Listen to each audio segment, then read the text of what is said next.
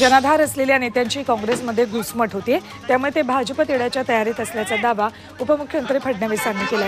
तर अशोक चव्हाणांबाबत बोलताना हे मीडियातूनच कळल्याचा मिश्किल टोलाही त्यांनी लगावला।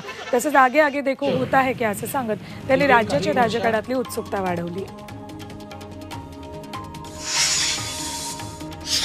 अशोक चव्हाणांच्या राजीनाम्यावरून उद्धव ठाकरेंनी भाजपवर जोरदार निशाणा साधला। एकीकडे मोदी अब की बार 400 पार म्हणतात, मात्र राज्यात 40ही पार होत नसल्यानं फोडाफोडीचं राजकारण सुरू आहे अशी टीका उद्धव ठाकरेंनी केली। काँग्रेस मुक्त भारत नव्हे, काँग्रेस व्याप्त भाजप अशी स्थिती असल्याचा टोलाही त्यांनी लगावलाय।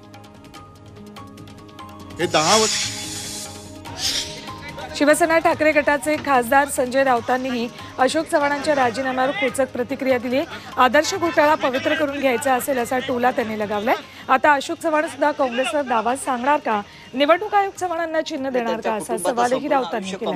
अमृत नोनी आर्थो प्लस ये एक प्रूवन फॉर्मूला है। इसमें मौजूद नोनी फल के गुण और आयुर्वेदिक जड़ी बूटियां शरीर को जरूरी पोषक तत्व देने के साथ साथ हड्डियों और जोड़ों के घिसने, उनमें होने वाले सूजन और दर्द को रोकने में मदद करता है। दर्द मुक्त जीवन के लिए अमृत नोनी आर्थो प्लस। आज अशोक चव्हाण जे काय आहेत, अशोक चव्हाण राजीनाम्यामागे ईडीला जबाबदार धरता येणार नाही। महाराष्ट्रातील एका नेत्याच्या कार्यशैलीमुळेच अशोक चव्हाण त्रासले होते असं ट्विट काँग्रेस नेते संजय निरुपम यांनी केले। चव्हाणांनी वरिष्ठ नेतृत्वाला याबाबत वारंवार माहितीही दिली होती। त्यांची तक्रार गांभीर्याने घेतली असती तर ही वेळच आली नसती असं निरुपम म्हणाले। नाना पटोलेंच्या कारभाराला कंटाळून काँग्रेसचे अनेक नेते काँग्रेसला सोडचिठ्ठी देण्याच्या तयारीत असल्याचा गौप्यस्फोट भाजप नेते आशिष देशमुख यांनी केलाय।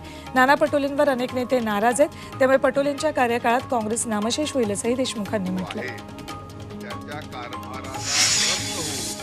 अशोक चव्हाणांनी राजीनामा दिला त्याला काहीतरी कारण घडलेलं असेल अशी प्रतिक्रिया उपमुख्यमंत्री अजित पवार यांनी दिली। तसंच गेल्या काही काळापासून सुरू असलेल्या चर्चेला अखेर मूर्त स्वरूप आलं असंही ते म्हणाले। अशा प्रकारच्या चर्चा चालू होत्या।